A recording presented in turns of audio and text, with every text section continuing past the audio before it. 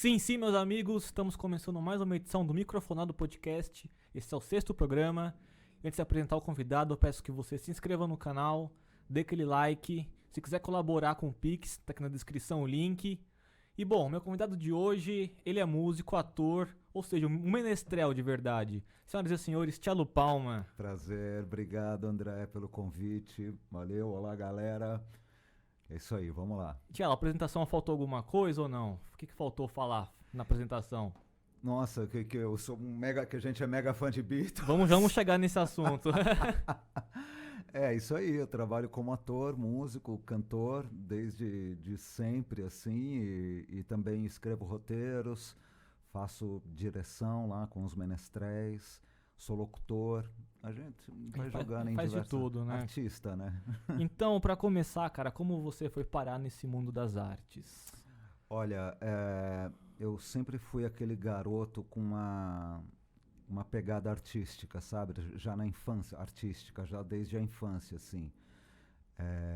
Aquele que a família, os amigos falavam, esse aí nasceu pra ser artista, né? Uhum. Fazia as palhaçadas, tinha aquele meu momento, adorava ficar sozinho em casa imitando cantores que eu escutava espelho, na assim, né? rádio, exato. O Queen, por exemplo, eu fui uma criança durante a década nos anos 70, né? E adolescência nos anos 80. Então eu ouvia rádio feito um louco, né? Tinha sempre uma fitinha ali pronta para gravar. E eu lembro bem disso. No final dos anos 70, quando o Queen lançou We Are The Champions, ali 77 mais ou menos, eu tinha uns 9 anos. Eu ficava no meu quarto imitando o Fred Mercury, que passava um comercial de rádio na TV que passava um trecho do clipe, né, do We Are The Champions. Então eu ficava no meu quarto imitando o Fred Mercury, cantando, então não estava no meu sangue já, sabe? Mas só assim, muitos anos depois, a partir dos 20 ali, não, a partir dos 15 eu montei minha primeira banda, aos 16 anos. Lembra assim. o nome dessa banda? Claro, Ozone, era uma banda de hard rock que era uma banda mista, que era muito raro na época. Era eu e o baixista e mais 3 mulheres. A irmã, a baterista e a vocalista, que eram irmãs, e a guitarrista Girl solo. Power total, né, Gui? E eu fazia guitarra base, né? Eu tocava ainda muito, de maneira muito primária, assim, no começo.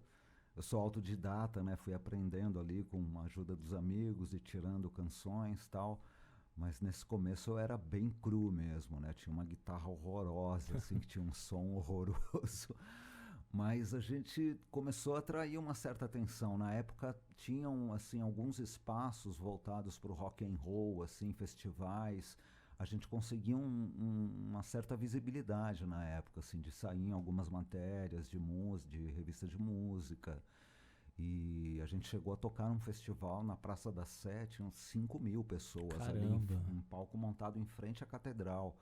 E a gente participou de festivais dentro do autódromo de Interlagos, que tem uma história engraçada, que rolou um acidente no palco, porque a gente usava fogos de artifício, né? A gente tinha uma pegada meio Kiss, a Sim. banda era hard rock total. Tinha que ter os fogos, então, né? na banda tinham fãs de Kiss, Iron Maiden e Van Halen. Então o som era uma Era mistura bem- meio disso tudo, sabe? E o nosso figurino era glitter total. Eu usava um blazer sem camiseta, com calça jeans rasgada. Cabelão e mais. Cabelão, um all-star de cada cor. Era todo mundo com cabelões, assim, as meninas com uns permanentes enormes. Aquela assim. tecido de onça, né? Também. Exato, tudo, com roupa colada. O baixista, que hoje é um advogado em Curitiba, tocava com uma calça de lycra azul cintilante. Nossa, assim. muito glam rock, Era né, cara? glam rock total, assim, a gente adorava. Depois de uns 2 anos eu fui chutado da banda, porque o baixista e a vocalista namoravam. Aí eles terminaram, ficou aquele climão, ele saiu da banda. E eu tava de férias em Minas, na casa da minha irmã, que morava lá, né, era casada. E de repente chega uma carta pra mim. Na época a gente ainda se correspondia por Não carta. era zap zap, né? não. Não era, tava muito longe disso. E aí chega uma carta das meninas pra mim, e aí, que saudade e tal. Então, aí nesse então eu comecei a ler, o quê? Eu fui chutado por correspondência, assim, da banda, porque elas decidiram que seria uma formação só de meninas. Iam colocar mais uma guitarrista, bem na pegada das Runaways, assim, que foi a primeira banda da Joan Jett, que era uma influência forte também no nosso som. E elas partiram para essa pegada meio Runaways, assim, e me chutaram, assim, Educadamente, né? Educadamente. A gente continuou amigo depois. Na época rolou... Eu fiquei triste pra caramba, né? Mas continuamos amigos. Até hoje a gente tem contato. E ninguém mais seguiu na música. Só E durou eu, muito tempo essa banda depois com elas ou não? Com elas eu acho que durou mais uns 3 anos, se eu não me engano. Por aí, acho que até o final dos anos 80, assim, mais ou menos. E elas também tiveram uma visibilidade, assim, tocaram em vários lugares. E só que curiosamente todo mundo foi abandonando e eu fui o único que segui tocando. E aos 21 eu fiz lá o teste com o Oswaldo, né? E aí começou a minha carreira de ator aí por volta dos 20, 21 e tal. Antes da gente falar na sua carreira de ator, você citou o Kiss. Claro. E você teve uma banda cover do Kiss, né? Tive, cara. Você que pesquisou tocou. bem. A gente faz pesquisa aqui, eu e minha equipe. Minha equipe chamada e tocaram no Faustão, né, cara? Sim, essa história também é bizarra. Além desse acidente que teve no Autódromo de Interlagos, o que aconteceu? A gente tinha um grande amigo, que infelizmente já faleceu, o Flávio, e ele era o maior coração do mundo, assim, era um cara espetacular, e ele era um maluco total, então ele fazia a parte pirotécnica do show. Ele tinha uma mesa que ele mesmo construiu, ele manjava um pouco de eletrônica, ele trabalhava numa oficina mecânica com o pai, então ele aparecia com uns canos de escapamento de carro que eles aproveitavam e resserrava ali, cano velho, né? E aí ele construía umas estalactites, assim, imitando umas pedras, tipo no show do Kiss dos anos 70, aqueles que lançavam fogo e tal. E aí, atrás dessas estruturas que ele construía com massa plástica, ele colocava os canos, e aí dali ele puxava dentro dos canos 2 fios, né? Jogava pólvora dentro, e ele puxava todos esses fios por uma mesa que ele construiu, cheia de botões. Então, e só apertar e soltava ali, né? Ninguém podia tocar naquela mesa, porque ele também fazia a luz dali. Então, dependendo do botão, você acendia um holofote ou você explodia alguma coisa. Então tinham bombas na frente do palco, atrás da bateria, nas laterais, tinha chuva de prata, ele pegou um motor de liquidificador. Cara, era um MacGyver, né? Ele era um MacGyver, cara, ele deixava deitado esse motor de liquidificador, aí ele passava bombril no motor ali, e aí ele dava uma faísca, ligava e ficava aquela chuva de fogo atrás da bateria. Era um visual que ninguém tinha. Caraca. Na época. A gente realmente foi ousado, assim, na época. A gente não tinha grana, a gente ia para os ensaios de ônibus com o bumbo da bateria dentro do ônibus.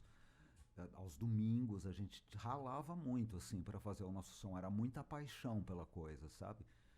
E então a gente tinha todo esse cuidado. A gente queria realmente, apesar de todo mundo estar ali com 16 anos, era todo mundo muito novo, a gente tinha já uma ideia na cabeça, a gente quer isso, sabe? A gente vai chegar lá, né? E aí essa história no Faustão, na verdade o Kiss Dublês, que era o nome da banda, veio um pouco antes do Ozone. Foi onde eu conheci toda a galera do Ozone, na verdade. A gente se encontrava ali na loja Woodstock. Que é a loja clássica, né? Clássica, tá lá até hoje no Anhangabaú, com o Valcir, que é o dono, né? Tá lá até hoje. E todos os sábados de manhã, os fãs de rock and roll se encontravam ali na frente da loja, né? Que tem aquele espaço todo ali, porque a gente fazia troca de matérias de revista. Não tinha internet, naquela época era muito difícil a gente chegar a uma informação válida, né? As revistas nacionais chegavam com um certo atraso. E tinha que importar algumas. Tinha que importar, era uma fortuna. As revistas, a Kerrang, a Circus, a Life, Music Life, que era japonesa. Então a gente, que os caras faziam? Quem tinha grana comprava a revista inteira, separava as matérias que não queria das outras bandas, ia para o Woodstock vender ou trocar, né? Tiago, só coloca um pouquinho o microfone perto da boca. O microfone. Ai, ajustar caramba. um pouquinho aqui. Ok. Melhorar um pouquinho. Beleza. E aí o cara que comprava a revista inteira tirava a matéria que ele queria para ele e vendia o resto. Então ele ia lá, chegava lá, os envelopes. Tinha um cara que era o Budokan, a gente chamava. Aquele cara era um japonês sério, assim, ele só queria saber da grana, acho que ele não gostava de nada. E ele chegava com as matérias da Kerrang, que é em inglês, era muito difícil de conseguir, da Music Life japonesa, aí falava Kiss, aí ele ia nos envelopes, puxava coisa do Kiss. Tava tudo catalogado, tudo certinho. catalogado. Aí ele vendia, sei lá, uma matéria, sei lá, preço de hoje, sei lá, 30, 40 reais, era, na época eram 5, sei lá. Ou fazia troca, você ia com alguma, ó, tem essa aqui do Bon Jovi, aí ele te trocava, se fosse algo interessante, ele trocava por uma do Kiss. E a gente ficava ali toda manhã do sábado, até a hora do almoço, mais ou menos, fazendo esse feirão aí, conhecendo gente, né? Era muito legal para conhecer a galera. E a gente ia nos bailes de rock and roll, que era o Blackjack, a Fofinho, enfim. Madame Satã também. Madame Satã, todos esses clássicos aí. A gente ia principalmente no Blackjack, que ficava ali em Santo Amaro. E era uma época muito divertida, né, cara? Todo mundo, ninguém tinha grana, cara. A gente voltava de madrugada, esperava das 4h30, 5 da manhã para ter ônibus de novo, para poder voltar para casa. Mas ao mesmo tempo, assim, foi uma época muito, muito feliz, sabe? Porque eu me encontrei de uma maneira, assim, no rock and roll, que eu senti que era o que faltava para mim. Mais tarde eu descobri o teatro, que eu falei, é isso, sabe? Eu quero ser um artista que trabalha com teatro e com música. E beleza, e eu me achei ali nessa coisa. E aí, voltando no Kiss Dublês, a gente se caracterizava como o Kiss. Eu era o Peter Criss, né, o bateria, era a formação clássica do Kiss ali dos anos 70, né? A gente usava o figurino do Destroyer, que era 75 ali, mais ou menos, quando eles meio que explodiram ali para o mundo inteiro. E eram muito fiéis os figurinos. A gente mesmo confeccionava. A ideia da banda foi do Ace Frehley, que na verdade era uma mulher, que era a Lourdes, que a gente era meio que uma guru pra gente. Porque ela era mais velha que a maioria. Ela já estava, quando eu conheci a Lu, eu tinha 16, ela já estava com tipo 28. Tinha uma profissão, trabalhava num banco. Adulta, né? Adulta, trabalhava, tinha um salário, sabe? E ela morava numa casa grande na Bela Vista, que é essas casas assim que tem o térreo, o segundo andar, mas é uma casa que desce. Sim, um porão, né? Tinha um porão, a gente ensaiava ali embaixo, confeccionava os figurinos, e ela costumava juntar gente no final de semana, assim, iam tipo, sei lá, cara, 20 pessoas, e passava todo mundo dormindo ali o fim de semana.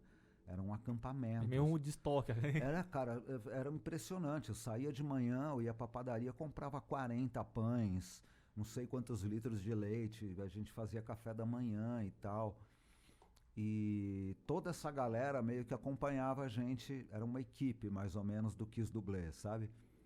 O Flávio, claro, o Flávio Bomba Man, que era o pirotécnico ali da banda, né? Que a gente depois trouxe pro Ozone. E aí me chamaram para ser o Peter Criss, eu falei, lógico, né? Maravilhoso. E a banda estava começando a aparecer ali também. E aí um belo dia chegou esse convite para a gente fazer o Perdidos na Noite, que foi o primeiro programa do Faustão na TV, né? Na Band, né? Era na Band e era rock, era assim, era completamente diferente do Faustão da Globo. Tem a Legião Urbana, as bandas de rock as da bandas era. de rock and roll e o camarim era meio bizarro, você via de tudo, assim, travestis, anões, era uma coisa meio circense, assim, ele misturava de tudo e era um programa genial, assim, era muito legal. Passava 11 da noite do sábado, era um programa adulto, sabe? E aí chamaram a gente, né? A gente não acreditava, né? Pela primeira vez na TV e tal. No Faustão, No né? Faustão, Perdidos na Noite. Era um programa que a gente gostava e tal. E aí ele chamou a gente pro palco e ninguém sabia que a gente ia usar aquelas bombas. Não tinha passagem de som, Não avisava a produção, não? A gente não tocava, a gente dublava, né? Então não tinha essa coisa de passar o som. A gente só via ali nossas posições, botava o logo do Kiss no bumbo da bateria. E eu ia pra bateria da banda. A gente tocava numa bateria que a gente tinha construído com papelão. Tinha algumas peças de bateria de verdade, mas alguns tontons a gente tinha confeccionado, pintado de prata. Era assim. só playback mesmo? Era só playback. A gente soltava uma fita cassete com as músicas do Kiss e a gente dublava. Era isso, o show do Kiss Dublês. E os fãs amavam, assim, amavam.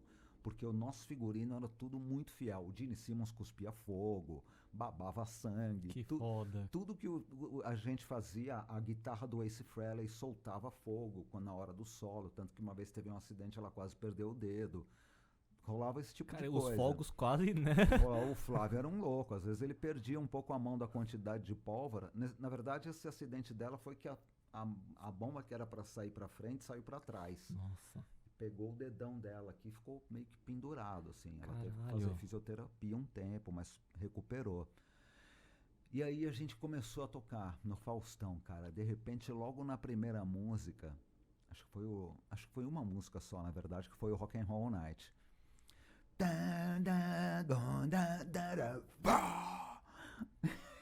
Tá pegando fogo, bicho! Cara, dentro de um estúdio de TV. Podia ter dado uma tragédia. Tem outro programa que quase deu uma tragédia, que era do Flávio Cavalcante. Aí a gente começou a soltar fogos, eu tava na bateria e o Flávio ligou o liquidificador lá com a chuva de ouro, né, que a gente chamava.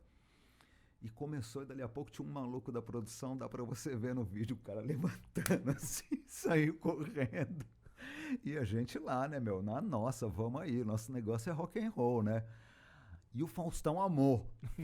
E aí eu saí acabou a música, a gente, ok, não aconteceu nenhum acidente, todo mundo, o estúdio ficou cheio de fumaça, mas nada grave aconteceu, a plateia amou. Todo mundo gostou, né? Todo mundo adorou. E eu saí empolgadíssimo da bateria, fui jogar baqueta pra plateia, o único par de baqueta que eu tinha. Depois eu tive que comprar. Era o seu momento. Era o meu momento. Eu falei, eu não vou perder essa, né? Porque o Peter Criss saía e jogava lá as baquetas pra plateia.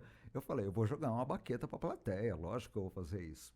Aí eu joguei e o teto era baixo, assim, né? Teto de estúdio de TV. Eu calculei mal, eu joguei, bateu num refletor a baqueta e caiu reto na cabeça de alguém da plateia. Cara. Aí dá pra ver, é que isso não tem no vídeo do YouTube, cortou antes. Mas quando a gente tinha o vídeo inteiro, dava pra ver a minha reação, eu jogando e fazendo assim. Ai, caramba, né, cara, dei as costas pra sair. Filho, que nada aconteceu. Nada aconteceu.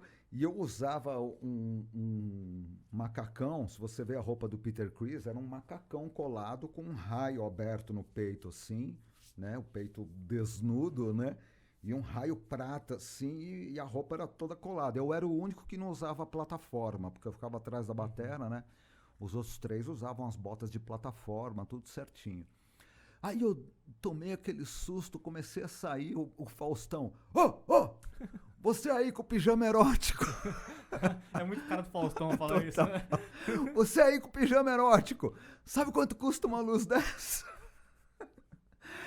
Aí eu assim, completamente, botou o microfone na minha boca, eu falei, a única coisa que eu consegui falar, eu falei, eu pago.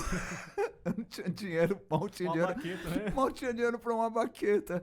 Eu falei, eu pago. Vai embora daqui, tchau. Kiss Dublês, não sei o que lá. E a galera aplaudindo e tal. Logo depois a gente foi chamado pro Flávio Cavalcante, que era um cara que eu odiava, assim. Eu achava ele muito sem carisma. Ele tinha um negócio de fazer, nossos comerciais, por favor. E eu achava ele muito sem carisma. Ele fazia tudo lendo. Era no SBT, não era? No SBT. Ele era muito sem carisma, cara. Eu não entendia como é que um cara daquele tinha um programa. É o que quebrava CD, não é? Ele quebrava o CD. Não... Eu acho que era isso mesmo. Quando ele não gostava, ele quebrava. Ele era muito mal-humorado, cara. Eu não entendi o porquê, assim, que ele tinha um programa. Aí ele chamou Kiss Doubles. A gente falava Kiss Dublês, né? A gente era bem... Ele, Kiss Doubles, que não sei o que lá, bababá. E aí a gente entrou, cara, mesma coisa. Bah, fogos. Dali a pouco começou a pegar fogo num pedaço do cenário. Né? Porque tinham várias coisas do cenário que era isopor. E ali encostou, já era, né, cara?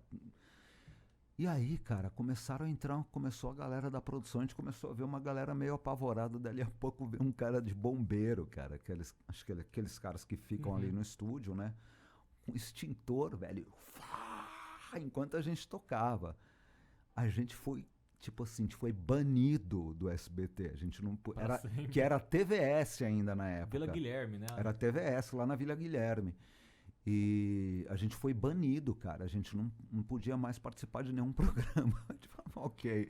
Pelo menos a gente era... É muito rock and roll. É muito rock and roll. A gente, no fundo, a gente amou, na verdade. E o Kiss copiou Secos e Molhados, né? Cara, há essa história, assim. Eles dizem que não. Eles dizem... É muito parecido. É muito, cara. Tinha o New York Dolls na época, que eu acho que eles foram meio que na pegada deles também, porque o New York Dolls acho que era um pouquinho antes, acho que era um ano antes. O Kiss lançou o primeiro disco em 74. Acho que o New York Dolls, se eu não me engano, tinha lançado o primeiro disco em 73. E eles tinham uma coisa de meio pintar a cara de branco e tal, já tinha essa pegada... Eles eram mais drags, né? Isso, New York Dolls, né? Exato, exatamente. Tanto que o Kiss, no começo, se você ver as primeiríssimas imagens, o Gene Simmons, principalmente, ele tinha um visual bem mais drag. As maquiagens foram mudando muito, assim, até eles chegarem àquilo que é até hoje. Se você ver no primeiro disco, por exemplo, o Peter Criss tem uma maquiagem completamente diferente, assim. E depois ele foi chegando para aquela coisa clássica, mais do gato mesmo, assim. E o Gene Simmons, principalmente, se você olha os primeiros shows do Kiss, era uma drag queen total, assim, mesmo o Paul Stanley e tal, assim, e aí eles foram achando ali o caminho de cada um, o personagem mesmo que cada um ia ter, e aí virou o Kiss que a gente conhece até hoje. Mas eu não duvido que eles tenham visto, no mínimo, a capa do vinil ali do Secos e Molhados, que também saiu um pouquinho antes do Kiss, se eu não me engano, acho que foi um ano antes também. Nem Mato Grosso fazendo escola, né? Uhum. E é um disco sensacional, né? Foda. Sensacional, maravilhoso. Cello, sua carreira como ator, e aí, como foi depois dessas aventuras psicotécnicas, aliás? Eu comecei... Pirotécnicas. Exato, pirotécnicas. Teve um pouco de psicodelismo também. Mas aí aconteceu o seguinte... depois dessa decepção que eu tive, né, de ser mandado embora da banda, eu comecei a tirar repertórios para meio que começar a fazer barzinhos e tal. E como eu te disse, eu era muito cru no começo, né? Quando a gente tocava no Ozônio, eu fazia aquele acorde bem basicão de 2 dedos, de guitarra rock and roll mesmo, né? Que a gente chama de acorde pesado, né? Então eu fazia aqueles... Era bem cru, a guitarrista Yasmin tocava muito mais do que eu, era muito melhor instrumentista do que eu. E aí você começa a aprender com os amigos. Eu sou canhoto para escrever, para chutar, mas eu aprendi como destro, porque eu ia na casa dos meus amigos que tinham violão, eu não tinha ainda violão, né? E todos eram destros. Então eu falei, eu vou começar a aprender por aqui mesmo, em um abraço, né? Então eu fui aprendendo dó, ré, mi, fá, sol, lá, si e tal. Aí eu falei, caramba, é a primeira coisa que eu tirei dos Beatles, eu não acreditei, assim, né? Qual foi a música? Cara, o primeiro disco que eu tive dos Beatles foi o Help, de 65. E eu ouvi aquele disco, ficava olhando a capa, assim, dia e noite, ficava escutando. Então eu acho que uma das primeiras músicas que eu toquei e que eu amo até hoje, é uma das músicas da minha vida, foi You've Got to Hide Your Love Away. Hey, you've got to hide your love away. Uma valsinha, né? É linda, cara. Eu tô só de falar, eu me arrepio, cara, porque a lembrança de eu tirando as primeiras canções dos Beatles, que é a banda do meu coração até hoje, é muito forte, assim. Quando você tira uma música, qualquer moleque que tá começando a tocar, acho que tem essa sensação. Que ele chega no final, eu falei, caramba, eu tô tocando uma música inteira, né? Não acredito, né? E às vezes você erra um acorde ou outro, tal, mas na tua cabeça você tá tocando bem para muito gostosa. Dá uma sensação muito boa, cara. E foi isso, cara. Fui aprendendo um pouquinho aqui, um pouquinho ali, né, com amigos e começando a tirar as primeiras coisas de ouvido. Revistinha, né, cara, de violão e guitarra, Vigu, né, violão e guitarra, que vinha ali a letra com a cifra. Aí você vai olhando a cifrinha, então é assim que faz tal acorde. Isso também me ajudou muito e tal, mas eu fui aprendendo tudo de forma assim, autodidata e with a little help from my friends, manja? Bem isso mesmo.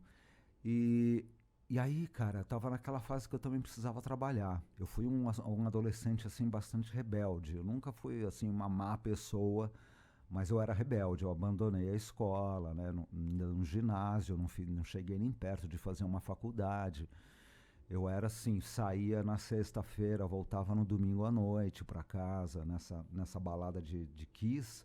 Eu encontrei uma família ali que parece que eu gostava mais deles do que da minha própria família. Não que eu tivesse qualquer problema, meus pais eram separados, meu pai saiu de casa quando eu era pequeno e minha mãe cuidava ali da gente, a gente era muito humilde assim, morava em umas casas muito pequenas, chegamos a morar num quarto, em 4 pessoas. E mas apesar disso tudo, eu nunca tive aquela coisa, eu odeio minha família, nunca, jamais. Assim, com meu pai mesmo, eu me dava bem, ia para casa dele, ficava lá. Meu pai foi taxista e antes de ser taxista, ele foi soldado da PM quando eu era bem pequeno. E aí ele começou a trabalhar com táxi e foi meio que nisso até o fim da vida, assim. E só que eu era um cara rebelde, eu precisava encontrar uma galera que fosse a minha galera. E essa galera do Kiss foi meio que isso. Então eu saía de casa na sexta, eu voltava no domingo, não tinha aquela coisa de ficar ligando para dizer onde estava, era uma loucura, né? Abandonei a escola e aí depois do Kiss veio o Ozone. Depois do Ozone eu falei, eu preciso trabalhar. Né, minha mãe pegava muito no meu pé, eu tinha que ajudar, enfim, eu precisava ter uma vida, né, trabalhar, né. E aí comecei a pular de emprego em emprego, aquela coisa sem estudar, né, você só pega subemprego, né.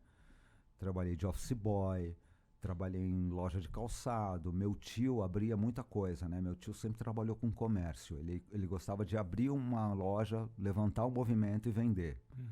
Então ele abria de tudo. Então nessas eu trabalhei com meu tio em loja de calçado, em casa de esfirra, trabalhei no caixa ali, em loja de carro, ele vendia carro, eu ficava polindo, Meu lavando. Daniel San, Karate Kid, né? Exatamente, ficava ali polindo o carro, passando pretinho no pneu para ficar com aquela cara de bonito, né? Tem até um episódio horroroso que eu fui empolgadão com meu primo buscar um carro que eles tinham comprado. Então a gente foi num carro dele e na volta eu tive que voltar dirigindo. Eu tinha acabado de aprender, né? Tava com 18 anos, acho que tinha acabado de tirar minha carta. E na hora de embicar ali na José Maria Whittaker, ali tinha loja de carro.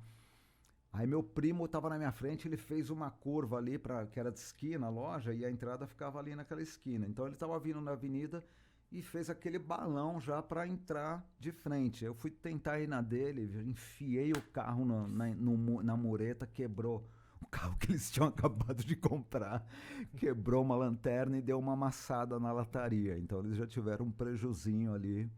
Eu me senti péssimo, é claro, né? Mas ok, tudo certo, não fui despedido.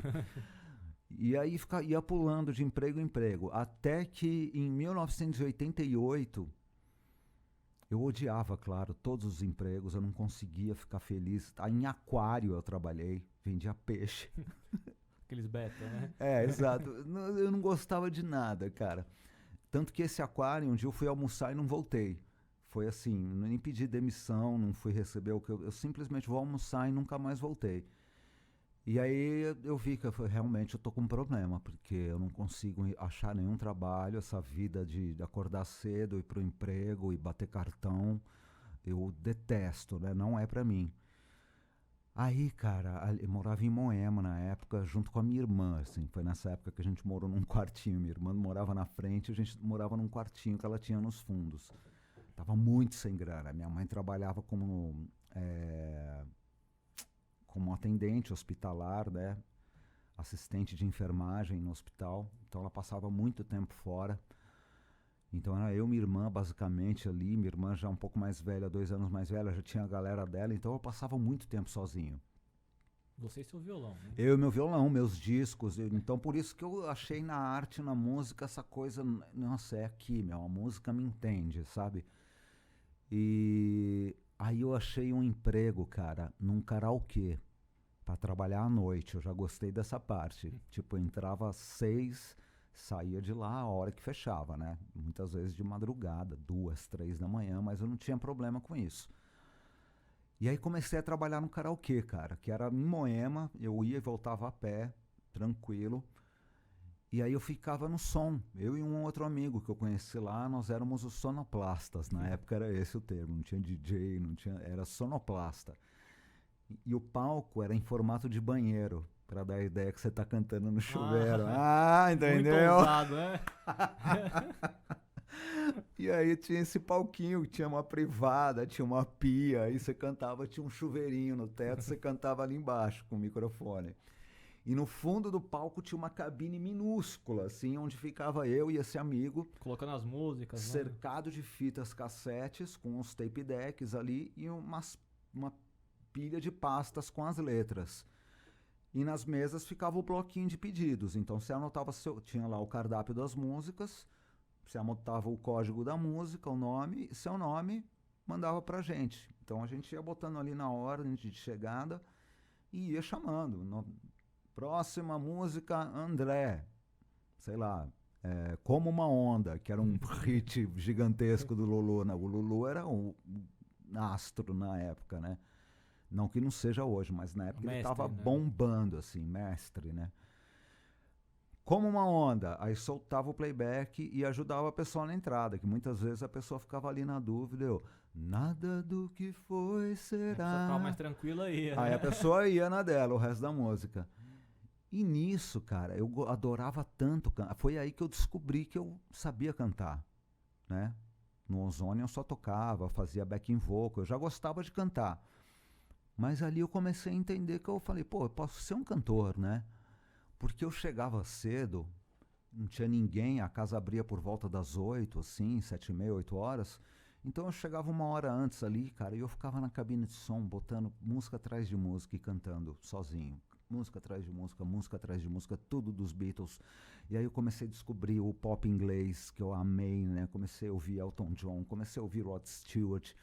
Comecei a ouvir de tudo, né? Eu consumia rádio. Você abriu a sua cabeça? Muito, cara. Som, foi maravilhoso, porque a galera, por exemplo, os meus amigos do Ozone, eles curtem essa pegada hard rock até hoje. Eles têm muitos sons que eles falam, isso aí é um lixo. Eles criticam pra caramba. Os típicos metaleiros que não largam, que andam com a camiseta da banda. Assim. Pode estar o calor que for, mas a jaqueta de couro. Né? Exato. Não que eles andem assim, né? São pessoas inteligentes, cada um seguiu no seu ramo, mas musicalmente eles ainda amam esses sons. Motley Crue, que eu acho horroroso, assim, eu já achava quando era moleque. Eu gostava de Kiss, Joan Jett, Runaways... Guns N' Roses. Guns N' Roses veio depois um pouquinho já, do 87, né? Eu já tava meio que nessa pegada, quase chegando no karaokê. Eu achei muito interessante Guns N' Roses, mas eu não era um fã. Comprei os 2 primeiros discos, ouvia Sweet Child of Mine, eu achava maravilhosa. Patience, eu gravei no karaokê, eu tocando na guitarra, bem chinfrim, porque não tinha playback de Patience. Você que fez o playback? Aí eu fiz pra ter no karaokê ali, que era só uma guitarra bem chinfrim que eu toquei, assim. Mas a galera ia e cantava Patience. E aí eu comecei a abrir a minha cabeça, assim, musicalmente. Então eu sabia cantar desde Chitãozinho Chororó até Iron Maiden, entendeu? Não que eu gostasse, eu ouvia tudo que as pessoas cantavam. Então eu sabia, não, sertanejo não é pra mim, samba não é pra mim.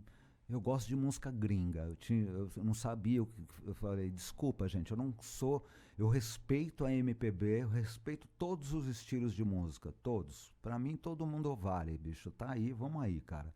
Tudo que a galera desce o pau, você não gosta, não escuta, sabe? Respeita, né? Até hoje, assim, os pancadão, tudo aí que a galera ouve, mete o pau, o cara não escuta, velho.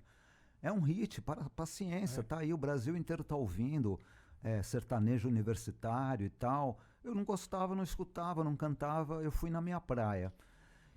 E o karaokê foi isso, cara. Eu fiz amigos valiosos ali, pessoas que eu também tenho contato até hoje, que eu conheço há 35 anos, assim, quase.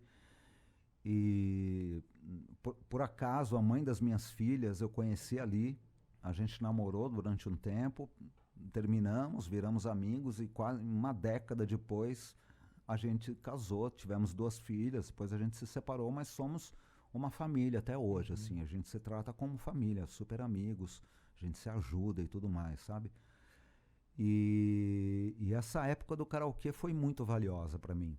No karaokê, eu conheci 3 irmãs, que são 3 grandes amigas, assim, até hoje.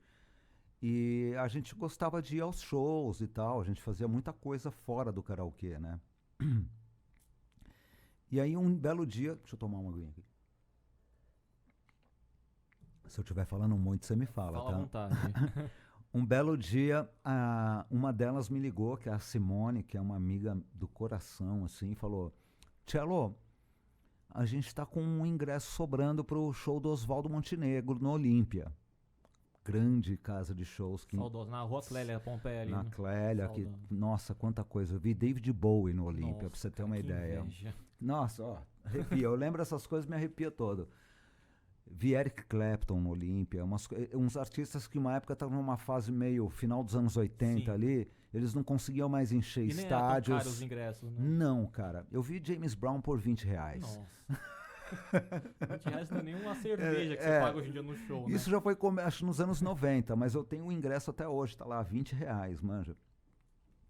E aí eles falaram, a gente tá com o ingresso sobrando pro show do Oswaldo Montenegro no Olímpia, vamos? Falei, pô, lógico, né? Conhecia pouco do Oswaldo, mas eu lembro bem dele quando era moleque nos festivais da Globo. Principalmente quando ele ganhou, em 1980. Agonia, né? Eu tinha, exatamente, cara, você tá bem. Eu tinha 12 anos em 80. E eu me lembro, cara, que eu torcia muito pelo Oswaldo, cara. Eu achava o máximo o jeito que ele cantava, cabeludão, e ele, minha agonia. Eu falava, caramba, porque esse cara é visceral, né, cara? E eu sabia que ele tinha uma pegada, que o show dele era uma pegada meio teatral, assim, né? Tinha já essa coisa dos menestréis. E aí eu fui ver o show dele, que era o show do disco Vida de Artista. Não te cortando, muita gente também achou o Oswaldo chato, né? Esse do pessoal. Sim. Esse cara é chato. Pô, o Oswaldo é foda. Ele é um dos caras mais inteligentes que eu conheço, um dos caras mais engraçados que eu conheço. Só que ele tem o estilo dele, entendeu? O fato dele ter aquela música O Chato também ajudou ele, acho que um pouco a pegar essa fama nos anos 80, que eu acho que hoje não sei se persegue. Eu acho que é mais não, a galera chata e que insiste com essa bobagem, sabe, na verdade. Mas é um dos caras, me ensinou muita coisa, cara. Foi genial, assim, no começo da minha carreira como ator. É um grande amigo até hoje, a gente se fala, a gente se adora e tal. É uma figura, assim, inteligentíssimo, cara. Um cara que você senta pra bater papo e a conversa flui, assim, sabe? E aí me falaram, tem um ingresso, vamos, lógico. E aí a gente foi pro Olímpia e ele começava o show com todo mundo, assim, com umas máscaras cortadas pela metade, assim, com máscara de palhaço. Então aqui tava a boca livre, né, pra cantar, e aqui aquela máscara que pegava aqui a cabeça, assim, com os cabelos de palhaço, assim, e ele cantando lá, essa vida de artista, essa vida de artista, essa vida. Eu falei, caramba, cara, o palco todo mundo com umas roupas legais, o repertório legal pra caramba. Eu nunca tinha visto um repertório inteiro do Oswaldo, né?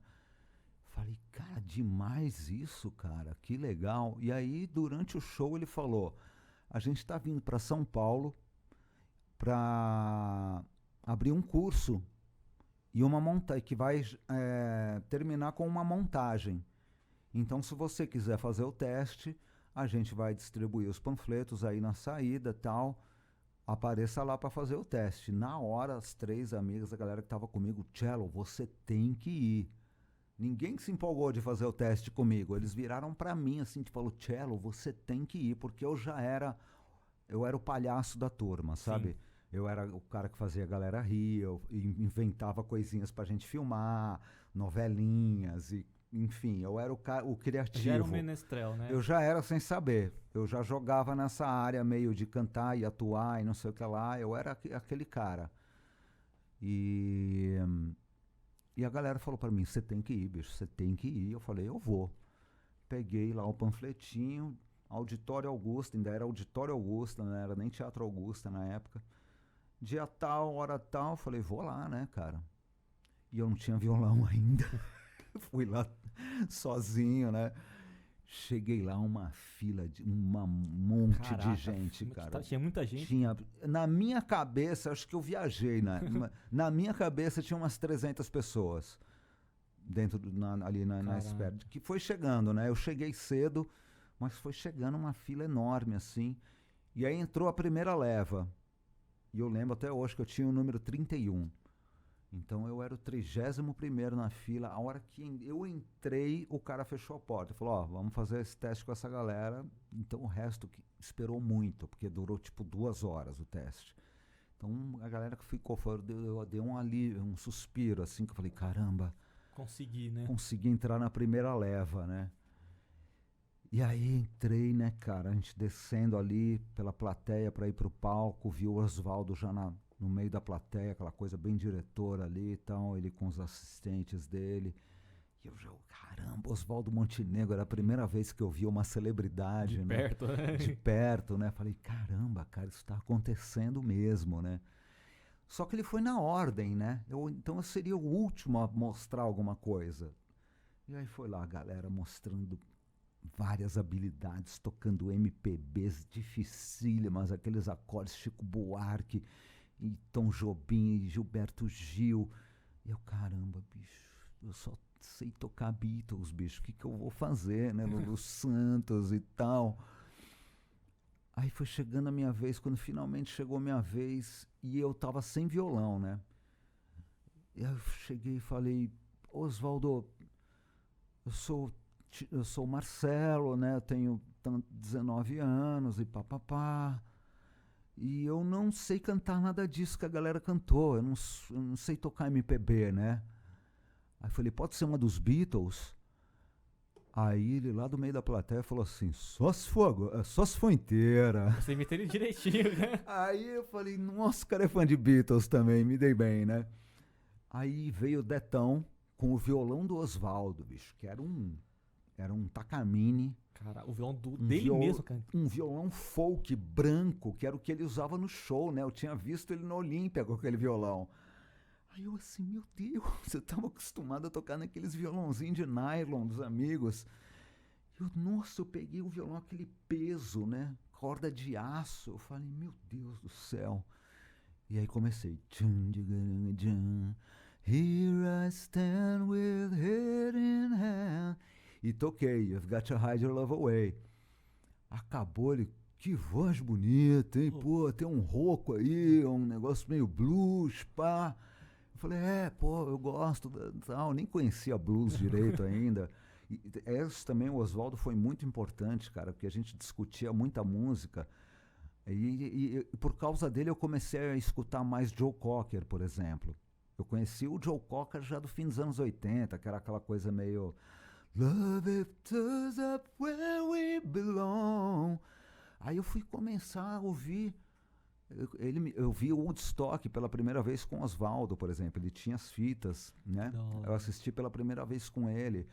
A hora que eu assisti o Woodstock, eu falei, meu Deus...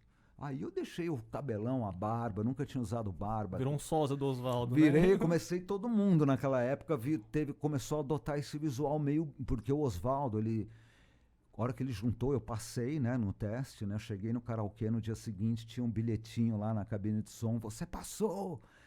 Que eu deixei o telefone de trabalho ainda, né? Que eu não tinha telefone em casa. Aí deixei o telefone do karaokê, quando eu cheguei lá, tinha lá o bilhetinho, você passou. Eu falei, nossa, cara, não acredito, né? Mantive ainda o emprego no karaokê, porque eu precisava de salário, né? E começamos os ensaios, e era puxadíssimo as aulas, ensaio, né? Porque ele fazia de terça, ou de segunda a quinta, se eu não me engano, das 2 da tarde às 7 da noite. Eram 5 horas, eram 20 horas por dia, por semana de aula, ensaio. E aí ele tinha esse método que ele chamava de o método do menestrel, que ele falava, os menestréis são bichos do mato. Então ele queria sempre a gente descalço. E ele falava muito de treinar o reflexo. Então ele tinha muito essa coisa. Então a gente fazia muito exercício no escuro, essa coisa de câmera lenta. Ele gostava muito de fazer treinamento no escuro, de andar no escuro. O Beto usa esse método até hoje. Pra caramba, é o método da oficina até hoje, né? Eu fiz umas aulas na oficina e eu falo que todo mundo que trabalha com arte tem que passar pelos menestréis. Sim, cara. Eu acho que os menestréis formam caráter. Eu acho não só quem trabalha com arte, mas assim, principalmente às vezes quem não tem intenção de trabalhar com a arte. Porque eu acho que acaba te soltando para qualquer coisa que você vai fazer na vida. Te gera autoconfiança, sabe? E a gente lidou com todo tipo de profissional ali nos elencos. Né? Até hoje, você chega num elenco, tem desde estudante até delegado de polícia, médicos, advogados, enfermeiras, professoras, tem de tudo, justamente porque é isso, pessoas procurando uma atividade diferente daquelas que elas fazem no dia a dia, um contato maior com a arte, sabe? E nessas o método da oficina é um sucesso até hoje, né? Não é um método de formação de atores, né? Não dá nenhum certificado profissionalizante. É isso, é uma experiência artística. Eles te colocam no palco, te treinam durante alguns meses e no final dessa temporada de curso você apresenta uma peça da oficina, que hoje em dia conta com um repertório gigante. Algumas até eu escrevi, né? Então ali de 91 a 94 foi só com o Oswaldo. A gente montou várias peças dele e eu saí de lá, assim, um ator e um artista experiente, né? A minha formação artística é essa, eu sou autodidata e a minha parte artística, assim, como ator e tudo, eu fui aprendendo no palco ali com o Oswaldo, com os menestréis. E como era já de se esperar, como eu já fazia um sucesso com a minha turma de amigos, eu comecei a me destacar ali nas peças também, como cantor e como comediante. Então todas as cenas cômicas ali eu acabava pegando um papelzinho para mim. O Oswaldo me adorou assim logo de cara, eu virei um amigo dele muito cedo. E o Oswaldo tinha isso, né? Aqueles que ele meio que adotava, ele botava embaixo da asa ali, e aí é isso, chamava lá para assistir vídeos, ficar discutindo, falando de música e não sei o que lá. E isso foi assim, me ajudou muito a crescer como artista, né? Fora a quantidade de artistas talentosíssimos que eu conheci ali, né? E de quem eu sou amigo até hoje. E aí a partir de 95, quando o Oswaldo assim, resolveu retomar a carreira só de música e voltar às turnês e tal, aí ele voltou para o Rio de Janeiro e aí o Detão Montenegro e o Candé Brandão resolveram fundar a Oficina dos Menestréis. Até então era a Companhia Oswaldo Montenegro, né? Ah, tinha esse nome. De 91 a 94 foi Companhia Oswaldo Montenegro. Aí em 92 a gente já foi pro Dias Gomes, foi só 91 no Auditório Augusta. E quando chegou ali em 95, o Oswaldo resolveu voltar, o Detão e o Candé queriam ficar em São Paulo, e aí eles falaram, vamos abrir o curso, a Escola dos Menestréis aqui em São Paulo, né? E foi um sucesso gigantesco, né? Todas as turmas lotadas, e a gente montando uma peça atrás da outra, e eu estava sempre com eles. Minha primeira década ali, até 98, até 2000, 2001, eu estava com praticamente todas as peças. E ali, mais ou menos nessa época, eu comecei a escrever. O Candé, acho que foi o primeiro a pedir cenas para mim, para Sétima Arte, que hoje é uma trilogia, né? Ele já tinha montado a primeira Sétima Arte, que era uma peça que falava de cinema, tinha vários esquetes homenageando filmes ou fazendo paródias de filmes e tal. E aí quando ele foi montar a parte 2, ele falou, Cello, eu queria que você fizesse o Forrest Gump, porque o Forrest Gump na trilogia da Sétima Arte, ele é meio que um fio condutor ali das cenas, ele aparece algumas vezes durante o espetáculo. É um filme maravilhoso, né, cara? É maravilhoso. Então a gente escolheu esse personagem para ser um fio condutor ali da trilogia da Sétima Arte. Aí ele falou, Tchero, eu quero que você seja o Forrest Gump na Sétima Arte 2, tá afim? Eu falei, tô. Ele falou, e a gente vai precisar de umas sketches assim, assim, assim. Eu falei, legal, eu tenho vontade de escrever. Essa é a minha praia, né? Porque eu adorava, eu amo Monty Python, eu amo Saturday Night Live desde moleque. Então eu já tinha vontade de escrever sketches, né? Ainda não tinha habilidade para escrever um roteiro inteiro, uma história, mas eu tinha muitas ideias para sketches. Eu falei, ótimo, vamos aí. Aí ele falou, quero uma cena falando disso, uma cena falando disso, uma cena falando disso. Eu falei, ok. Eu fui lá, escrevia, mostrava para ele, maravilha, vamos fazer essa. Escrevia outra. Aí eu tinha alguma ideia também, escrevia, que tal essa ideia? Ele gostava. E a gente começou a formar uma parceria boa ali. Veio a Sétima Arte 3, vamos. Mesma coisa, escrevia cenas, ia mandando e tal. E nessas a gente foi fazendo várias parcerias. Diversas peças da oficina, tem ali sketches minhas e tal. Até que veio 2006 e veio a ideia de montar a mansão de Miss Jane. Que aí foi uma coisa mais audaciosa. Eu precisava escrever um roteiro com começo, meio e fim, né? Aí eu falei, uau, né?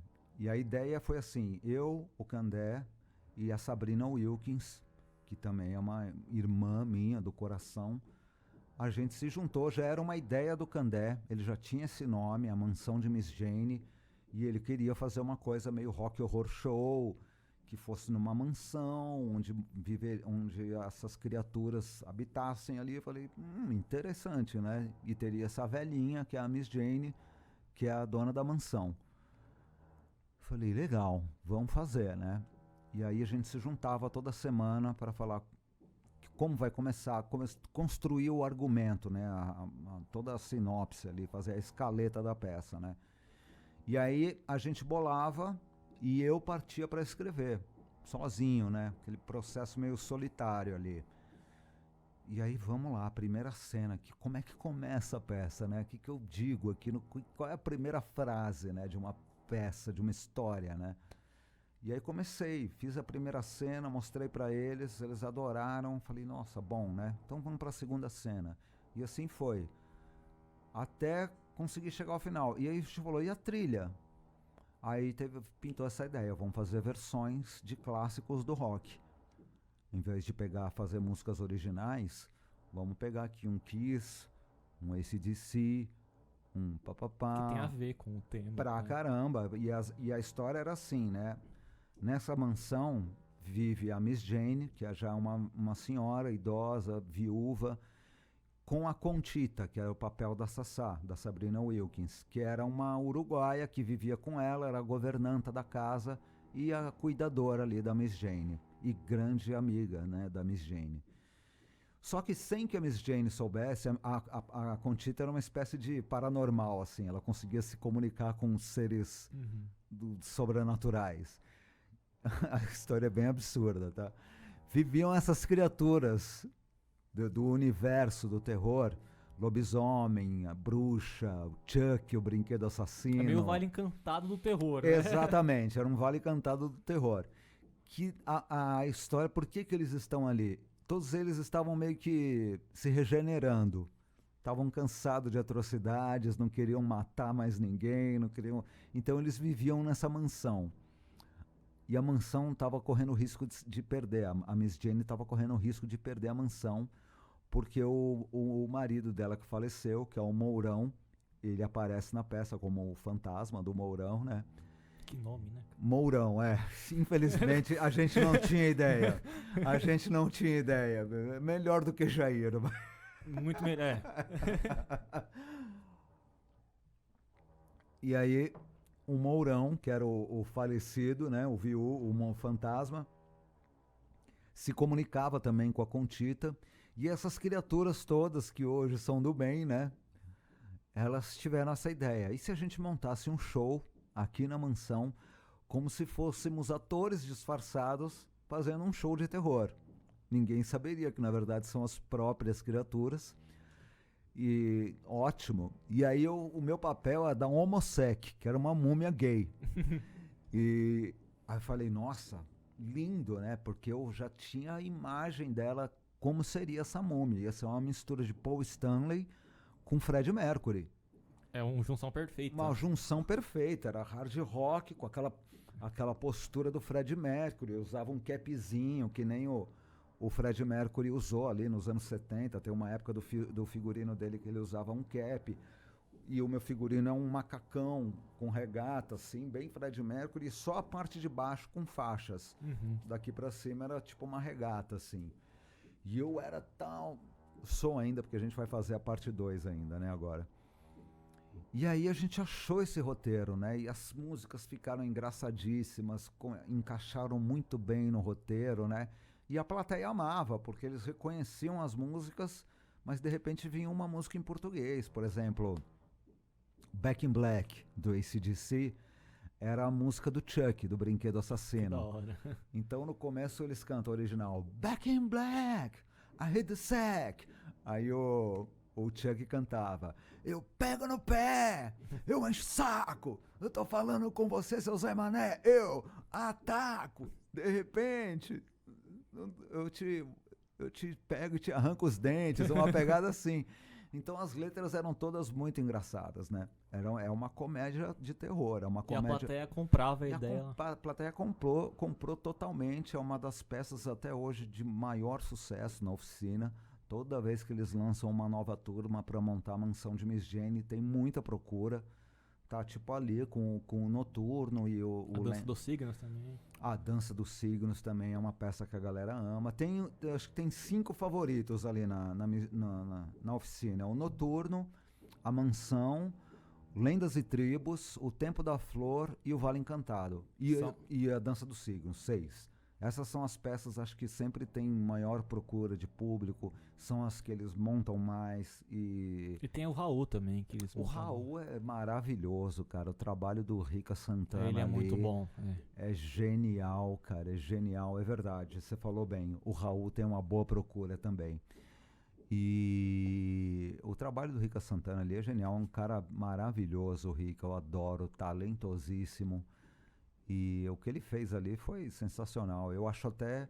Porque é um puta professor ele também. É um puta professor. E a primeira montagem do Raul, na verdade, é do Roberto Bontempo. É um monólogo essa peça.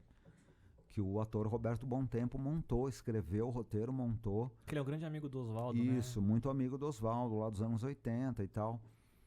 E aí eles tiveram um belo dia uma ideia. E se a gente fizesse um musical, né? Com um Raul... mas na hora das músicas, os números musicais que a oficina está acostumada a fazer. E o centro da história é o Raul Seixas, vai passando pela história dele ali, todo o roteiro que o Bontempo escreveu, e no papel do Raul, o Rica, que destrói fazendo, é impressionante ali, a transformação do cara ali, e todo o caminho do Raul bem, até o declínio dele, assim, ele faz muito bem, ele entrega muito bem esse papel. Então, cara, foi assim, eu falei tanto, cara, que eu já me perdi, assim, de como começou, mas basicamente toda a minha história com a oficina, esse ano, por exemplo, a gente vai comemorar 30 anos de Noturno. Vamos falar do Noturno. Vamos. Você tava na primeira formação? Tava, nessa aí que aconteceu isso tudo lá. Foi a primeira peça? Foi a primeira, 91, é. Eu achei que era o Vale Encantado. Né? Não, cara, a primeiríssima foi o Noturno foi assim, cara. Não existia o Noturno, né? Na verdade, o Oswaldo chegou aqui em São Paulo com a ideia de montar a Aldeia dos Ventos, que já era um musical dele lá da década de 80. Tem disco com trilha. Tem nem Mato Grosso nesse Tem nem Mato Grosso, Zizi Posse, Gonzaguinha. A trilha é sensacional. E ele montou nos anos 80, no Rio, em Brasília e tal. Então ele vinha para São Paulo para montar a Aldeia dos Ventos. Só que aí quando ele viu aquele bando que ele juntou aqui, eram 55, cara, no elenco. É muita gente. Era muita gente, num teatro que cabe 200 pessoas. O Auditório Augusto era uma caixa de fósforos. Então você imagina, cara, a hora que entrava aquela cena inicial do Noturno, que é da foto, que de repente não tem ninguém, apaga, de repente tem um elenco inteiro, era um impacto tamanho pra plateia, que eles não acreditavam. De onde surgiu essa gente toda, né? Na cabeça da plateia parece que apagou a luz durante 2 segundos. Mas eram 8 tempos ali da música, né? Só que a galera estava tão envolvida que parecia que era uma piscada. E de repente o palco tá vazio, apagou, acendeu 55 no palco. Apagou, acendeu de novo, mais ninguém. Então a plateia até hoje pira com essa cena, né? E aí, fazendo exercícios tal, o Oswaldo uma hora falou, não vou fazer não vou fazer a Aldeia dos Ventos, vou fazer um musical novo. Vai chamar O Olho do Mundo, que era de uma música dele. Então já tinham alguns elementos, algumas cenas que estão no Noturno até hoje, e algumas outras cenas que foi ali entrando, e acho que mesmo a gente, eu não me lembro exatamente, mas acho que mesmo a gente, não sei se a gente gostava, a gente gostava porque a gente estava afim de fazer, entendeu? Mas a gente não sabia se a peça era boa, e o Oswaldo gostava de chamar o pai dele para fazer a primeira geral, mostrar para o pai dele, que também era o empresário dele. E aí vinha lá o tio Newton, né, que a gente chamava de tio Newton, que era uma figura também muito carinhosa com o elenco e tal. E sempre tinha essa coisa de mostrar a primeira geral pro tio Newton. E aí veio o tio Newton lá de Brasília, entrou lá na Augusta, a gente fez a geral. Quando acabou, veio ele, o Oswaldo, pro palco, assim, todo mundo sentado ali no chão do palco. E o tio Newton, olha, muito bonito, muito legal. Quando vocês começarem a ensaiar, vai ficar muito bom. Nossa, esculachou. Sim, na lata. E a gente estava ensaiando 20 horas por semana, tipo 3 meses. Então a gente foi aquele balde de água do Antártico, assim, né, na cabeça da gente, né?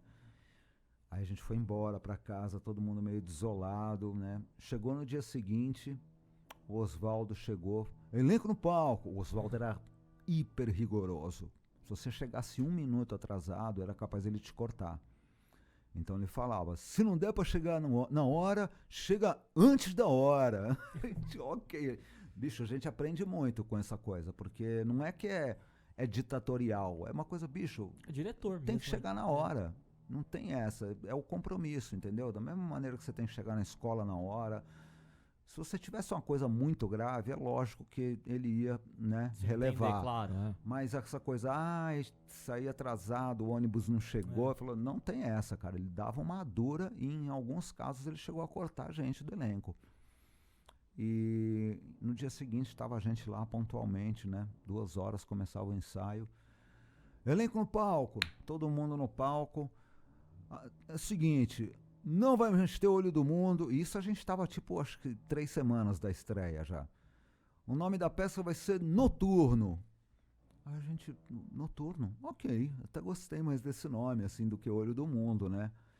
Vai ser assim, todo mundo de preto e pá, e isso, fica essa cena, o resto tudo pro lixo, vamos começar a criar cenas novas e bababá. E é legal porque eu tenho uma certa participação no roteiro do Noturno, né? Porque, como eu te disse, a gente conversava muito de música, né? E um dia eu estava conversando com ele sobre o Prince, de quem eu sou grande fã até hoje, mas principalmente ali no final dos anos 80 e anos 90 eu era fanático pelo Prince, que eu também vi em 91 no Rock in Rio 2. E aí, cara, falando de Prince, de música, ele falou, pô, eu gosto do Prince, mas eu não consigo gostar das músicas, eu só acho ele um baita artista e tal. E eu, como eu sei que o Oswaldo sempre teve uma pegada mais folk e tal, realmente era difícil gostar daquela pegada do Prince, tudo mais eletrônico, muito beat de bateria eletrônica, mega arranjos gigantescos, né? Só que ele tinha aquela música no disco Sign of the Times, que é um clássico, por muitos é considerado o melhor disco do Prince, e eu amava aquele disco, e tinha uma música chamada The Cross, que é só 2 acordes, ele no começo é só ele no violão, né? Black Day. E eu falei, então escuta essa música aqui. Comecei a tocar pra ele. Black Day, Stormy Night. E ele ali prestando atenção, né? E no refrão, The Cross. Acabou a música e falou, pô, que música bonita, hein? De que fala a letra? Aí eu expliquei, ele é uma letra com uma pegada religiosa, assim, né? Ele fala de pessoas perdidas e tal, e no fim procure a cruz, né, e bababá. O Prince acho que era uma pessoa muito ligada com religião e tal. E eu não gostava da música particularmente por isso, eu gostava da música, né? Mas eu falei, fala disso, disso e disso. Ele, que bonito. Faz o seguinte, você aqui, vamos dividir esse coro. Faz você, The Cross. Ele sempre dividia as músicas em 3 vozes, né? Que pra ele era tenor, contralto, soprano. Então, divide aí, tenor, contralto, soprano. Cada um já sabia seu time, dividia. Você aqui, The Cross. Você, The Cross. Soprano, The Cross. 3, 4, pum, The Cross. Eu ouvi aquilo. Falei, uau! Ele queria uma coisa meio igreja batista americana, sabe? Aqueles coros gospel mesmo. Eu, caramba, que coisa linda, bicho. Que lindo que ficou isso, né? Tchelão, vai lá nas cordas, já tinha as cordas na parede, né, que a gente usava em algumas cenas. Sobe você lá de Cristo, Débora e Tânia Maia, Débora Reis e Tânia Maia como os ladrões do lado. Cada um faz uma voz, o cello canta. Vai, 3, 4. E com o Oswaldo era tudo rápido. Quando ele falava separa, a gente já sabia que essa coisa do reflexo, bicho. Não tinha disso. Não, bicho. Falou, vai, né? Divide aí, tenor, contralto, soprano, pá, pá, pá, pá. Vai lá, tum, tchá. As meninas, pá, 3, 4, pum, Black Day, eu cantando de Cristo lá. Aí na hora do refrão vem o coro, The Cross. A gente, meu Deus, que cena linda, bicho. E aí foi essa minha contribuição, cara. Para eu nem noturno. acreditei, né? A cena entrou pro noturno, até hoje é uma cena aplaudidíssima, assim.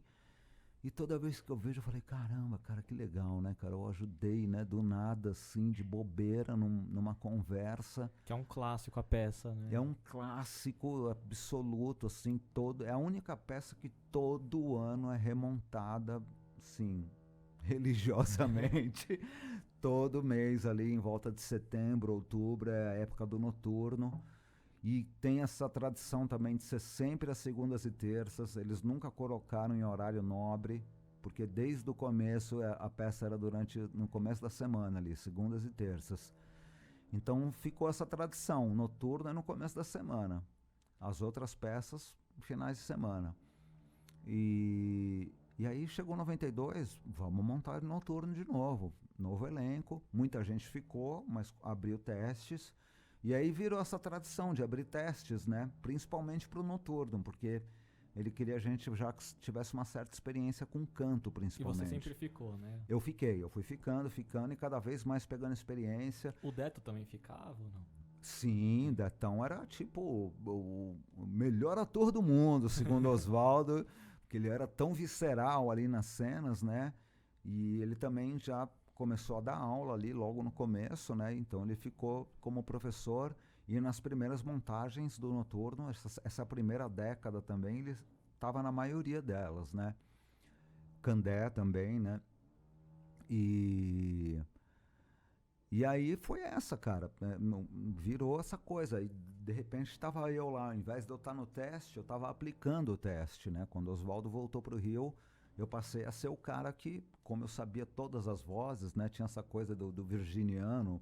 Eu não sou muito ligado em astrologia, mas tem essa coisa do virginiano, observador, perfeccionista. O Oswaldo é muito ligado nisso, né? Tanto que tem a dança dos signos, né? E eu fiquei com isso, né? Pergunta por cello que ele sabe, né? Que voz, qual é o tenor da lavoura, da música da lavoura? É essa.